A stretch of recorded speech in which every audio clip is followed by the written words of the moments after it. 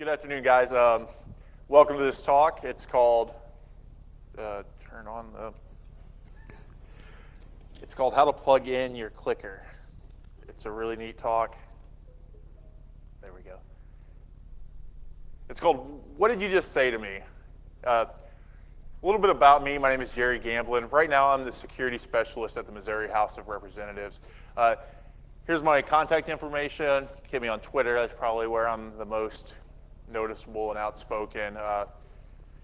There's a picture of my son.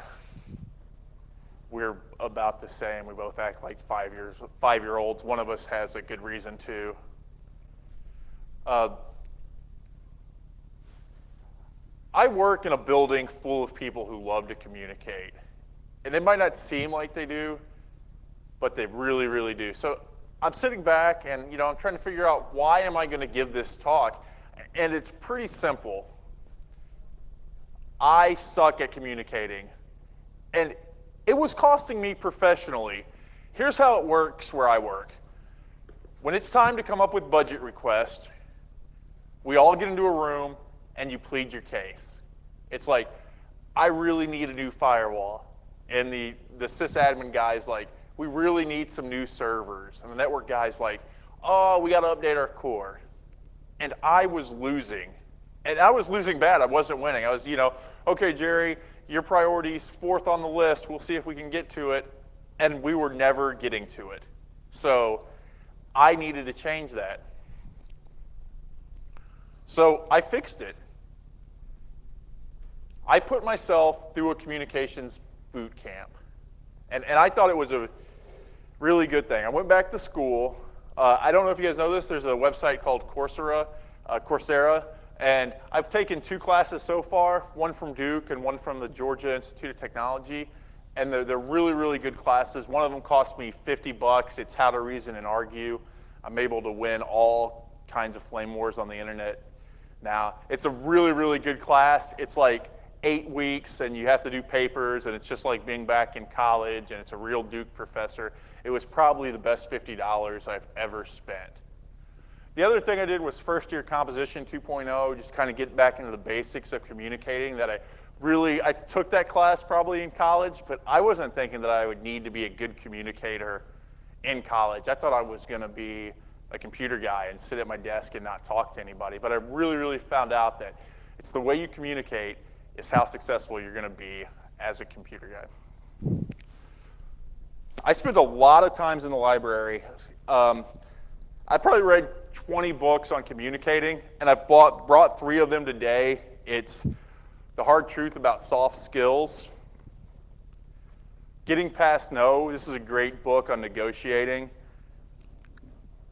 and People Skills, how to apply yourself and listen to other people. These 3 books kind of are the basis of this talk. And I have these books, and I want to give them away. I brought them all the way over here to let you guys have them. So if you want one after the talk, please come and talk to me, and I'll be more than happy to give you a book.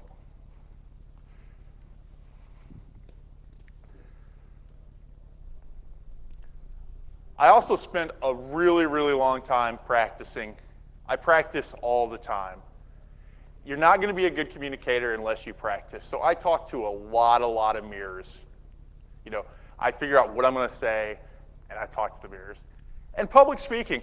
Public speaking is one of the best things to do to get you out of your shell. I'm a shell guy. I like when I'm programming or when I'm working, I like to be in my office, and I like to be quiet, and I like to be by myself. Once I started public speaking, it's kind of opened me up a little bit. I've been able to get out and meet some neat people and talk to some people. Public speaking is one of the best things you can do to quickly increase your communication skills. And I know here there's the B-sides and there's all kinds of things. And if you're passionate about something, you really should, put yourself out there, submit a CFP, and do a talk. You'll be incredibly amazed at how well it helps you communicate to other people. And I had to throw this in here because it's true. Sometimes people need to see a doctor about their communication skills. Anxiety is a real thing. Pressure is a real thing. And there are some things that can't be fixed by some tips I'm going to give you that you really, really need to go and talk to to a doctor about and somebody who's trained in the profession. So here's kind of the meat of today's talk. And I'm going to go fast, and I knew this was going to be a fast talk. That's why they put me right before 10 o'clock. So we're going to be out at 10 o'clock right at regular time. But I have a few tips that I want to give you, and this is what I've taken. I've taken a couple classes. I've taken those 2 classes I had listed there and about 2 more, and I've read a bunch of books. And, honestly, I've boiled down all that knowledge into these slides. And this is pretty well everything that I learned that I thought was valuable that I'm going to give to you guys. We're going to start with clear technical communications. This is my favorite story. This is an F-18 Hornet. When they first launched the F-18 Hornet, it has a heads-up display. It was the first plane that had a heads-up display. And the pilots were freaking out. They weren't doing their missions correctly. They weren't hitting as many targets as they were with the old F-16, and nobody could figure it out.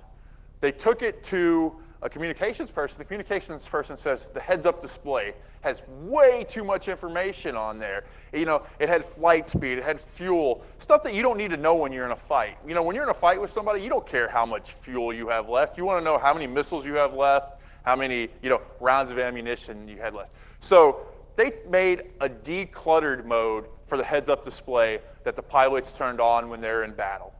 And now the F-18 is probably one of the best fighters that America has. So what this boils down to is that when you give somebody too much information, they can't process it, and it freaks them out, and they have lockup. And what is everybody's basic go-to standard for their answer? It's no, right? Like, if you don't understand a question, if your kid asks you something and you're not sure about it, most people's default is just to say no. And that's exactly what these pilots were doing. They were just shutting down. No, I can't take all this information. So what this means for communications is when you're communicating with somebody, the fewer facts you can give them, the more likely they are to say yes. If I'm trying to sell my boss an IPS, the more information I give him, the less likely he is to say yes. If I figure out what facts I want to give him, make sure the facts are facts that he needs, and write them down, and get ready and just give them 5 or 10 facts, I'm more likely to get an IPS than if I give them 100 facts on why this IPS is the best thing ever invented.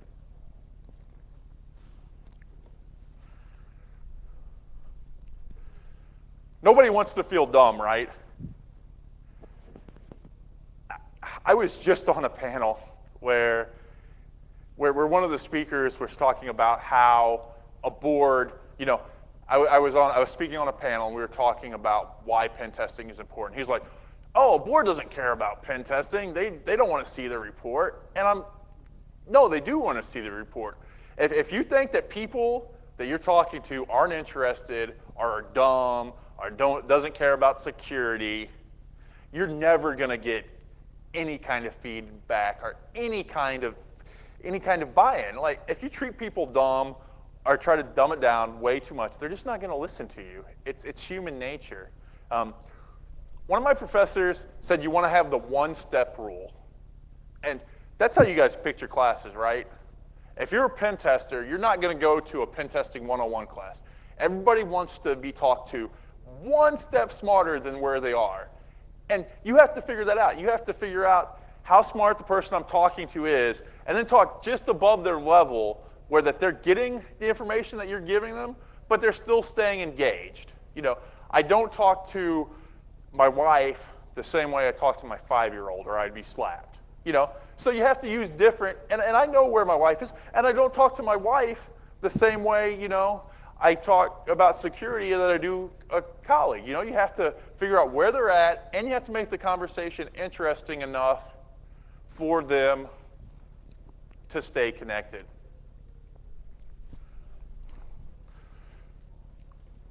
This is the 2-question rule, and I live by this. When you're in an important conversation, you should always ask 2 questions.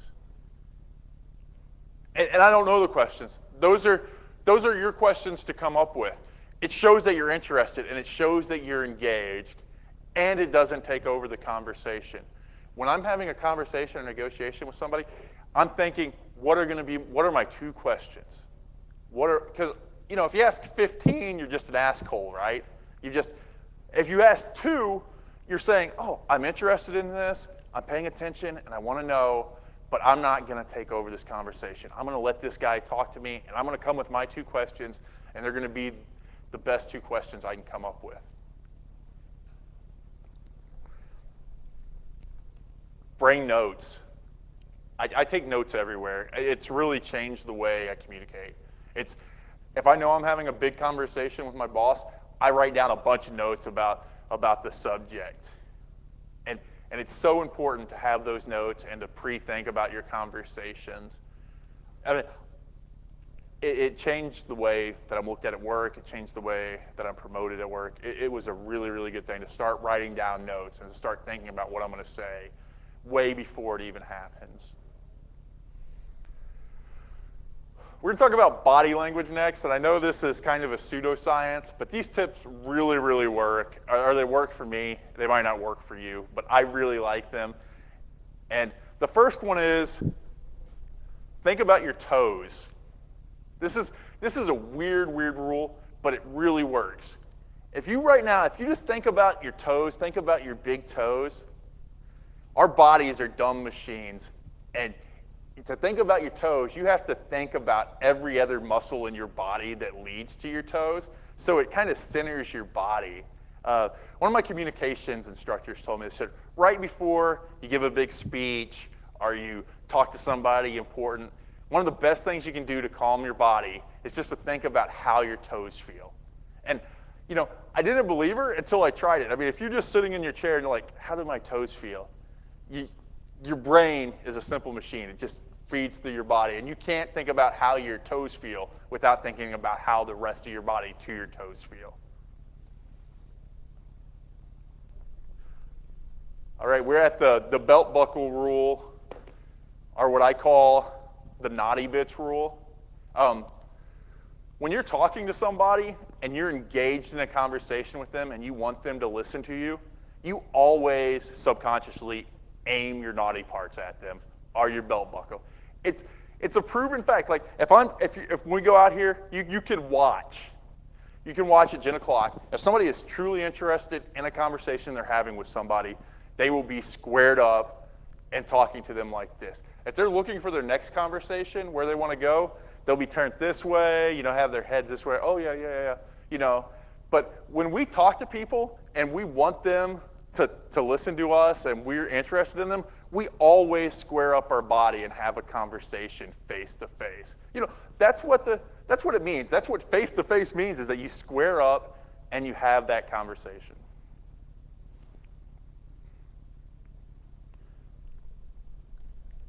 And of course, the folded arms. Nobody likes folded arms, and it's true. If you unfold your arms, folded arms means I want my space, that I'm not interested. It can also mean you're cold, but most of the times it means, I'm really not interested in what you're saying. Please babble on about security for another 5 minutes so I can go get my coffee.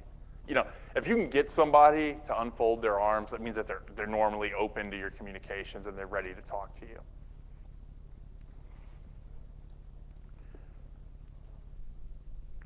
We're going to go on to the art of listening. And I truly believe this. You can honestly make more friends or be more productive at work by listening to your coworkers for 2 months than you can by trying to tell them how awesome you are for 2 years. If you just sit down and let somebody tell you their story and not try to interject your own story, you'll be more popular. People will value your opinion and trust you. I mean, I see it all the time when we're out here, right? Like, you're in the middle of a conversation and the guy you're talking to is ready or was ready before you even finished your first half sentence to tell his story, right? What this is about is listening. We want to be active listeners, and when you're listening, it's important to really try hard not to give clues that you're ready to talk. How many people have this nervous tick when you're in a conversation and you want to get a point in that you start moving your arms? And when was the last time you had a conversation with somebody and your main goal in that conversation was just to listen to what they had to say? I wish mine was more, and I try to work on this, and it's hard. I called my wife, and yeah, I want her to tell me what she's thinking, but really, I have a list of stuff that I want to get to talk to her about, and I want to run that laundry list off. And I didn't really call to listen to her, and she didn't call to listen to me. We called to exchange information. But when you slow down and start listening to people, it really changes the way you're perceived and the way people listen to you.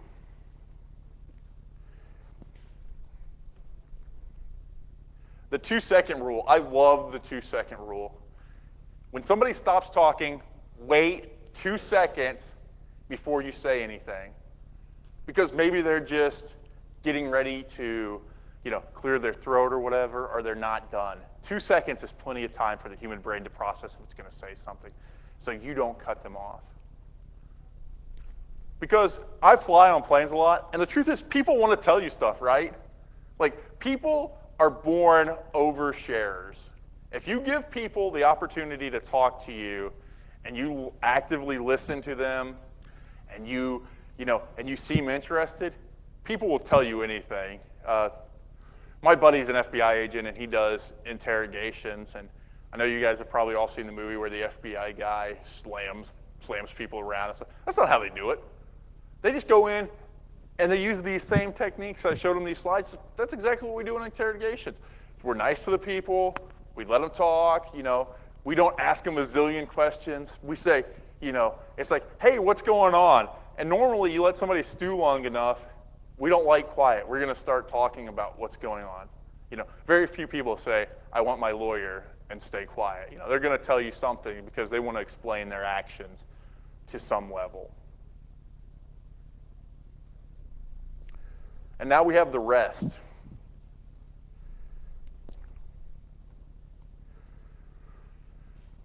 Patience is the hardest thing that you can have. And as a parent and as a security guy, I run low on patience a lot, right? Because we don't want, dumb people doing dumb stuff on our networks and, breaking it. But if you have patience, if you're known as a guy who's patient with people who will show that IT guy, that first level IT guy 4 times how to reset a WSUS client or to how to install this, your AV correctly, you're going to gain a lot of points, and people are going to want to communicate more with you. This is probably one of my favorite quotes ever. Nothing great was ever achieved without enthusiasm. If you're not excited about what you do, you'll never do anything great. If I'm not excited about going to work, I'm not going to do a good job. If I'm not fired up about, playing in that basketball game, I'm going to do a terrible job. It really boils down to having enthusiasm for what you do.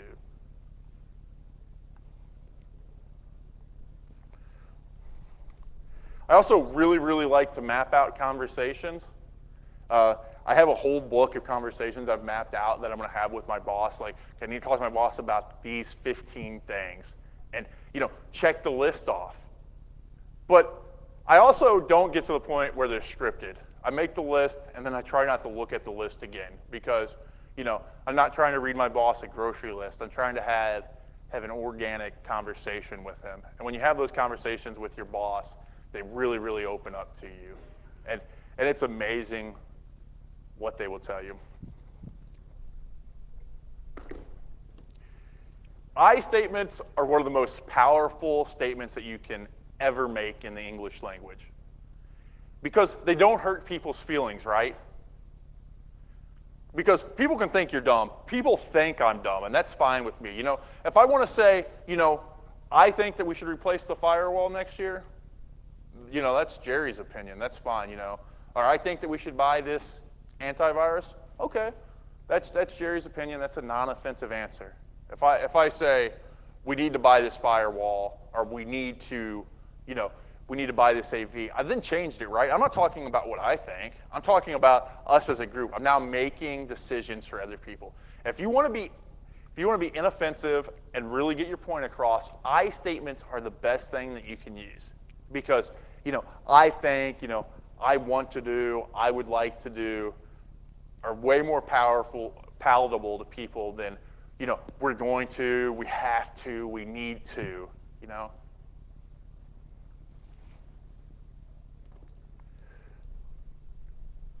Tone. You guys ever worry about your tone when you're talking to somebody? I mean, outside of the time you snap at people, do you ever concentrate on your tone when you're speaking at work? When somebody comes into your office and you're typing up an email and they start talking to you, do you take a second to make sure that you're speaking in the right tone and you're just not snapping at them? I have to work on that, right? Like I'll be doing something and some guy comes in and asks me a question, and I want to give them the answer, but I want to take a half a second to make sure when I answer them, I'm not going to sound like a total jerk. Because that's another thing we're bad at, right? It's like, hey, what's the, where's that key located at? Or where's that install file located at? And you're like, blah, blah, blah. And you seem like you're cranky when you're not, but you didn't take that second to center yourself before you talk.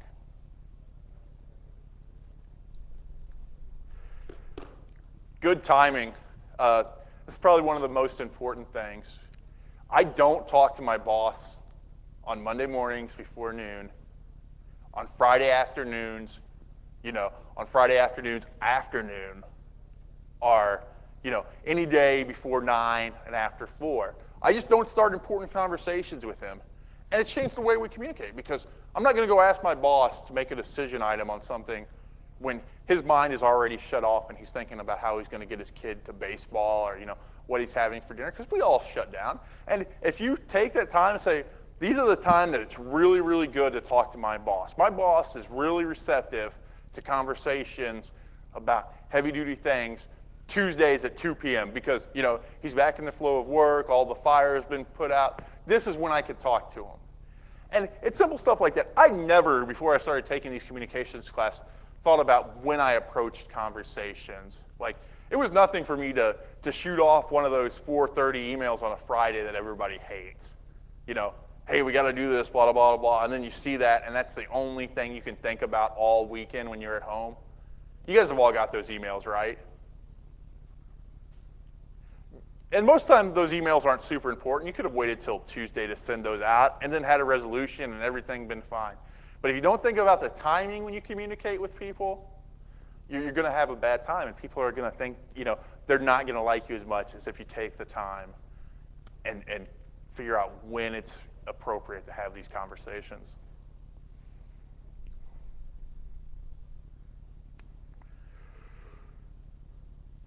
Stop talking. And this is kind of weird, but we talk too much as adults. We ramble on. We need to figure out how we can get our point across in the fewest words. Just like the heads-up display thing. You want to have concise communications because concise communications always win. The longer your message is, the less likely you are to read it. I have a buddy who lives out in San Francisco. His emails are never longer than 2 sentences. He will never, and that's his whole thing. He's a CEO of a startup out there. He says, if I can't say it in 2 sentences, I'm not emailing it because people won't read it. So I'm not that bad, but if I can't get an email point across in 2 or 3 sentences, you need to have a stand-up meeting. You need to call the person. It's kind of the Twitterification of email. It's short, precise communications. So we're going to have a recap real quick, and then I'm going to get you guys out of here so you can go get some gin. And I'll be joining you because this is my last talk for the day. Remember to declutter your conversations. The less information you give, but the more important information you give, the more likely you are to get a yes. Feel your toes. It works for me. It might not work for everybody else, but if I ever want to center myself before I have a big meeting, just thinking about my big toes is a trick that works for me. Aim your naughty parts at people. They really, really do enjoy when you aim your naughty parts at them. Just watch out here. When we go out here, you'll be able to tell. If you look for it, if you watch when people are talking, the people who are really into a conversation will be squared up to each other and talking. The people who are looking for their next conversation, trying to find that more interesting person to talk to or where their friends are, they're all turned this way and, not really talking, but they're having a conversation, not trying to be rude, but they're looking. If somebody's in a real conversation, you always turn together. I statements are important. If you learn anything from the day and you want to change what you do when you go back to work on Monday, is to change the we have to I have to, I want to, I think we should. It's way less offensive. And that one tip alone right there is probably worth your guys' 30 minutes. I mean, I really love that tip. It's really changed the way I communicate, changed the way people think about the way you communicate. I statements aren't offensive. I mean, they can be in some context, but when you're in a meeting, I want to do this, I think we should do this, is way better than we're going to do this or we should do this. And I told you guys this was short, and we're going to get out to 10 o'clock, so that's all I have today. Here's my contact information again, and like I said, I brought these 3 books, and I really want to give them away so I don't have to take them back. So if you're interested in reading any of them, please come and get one after we're done here.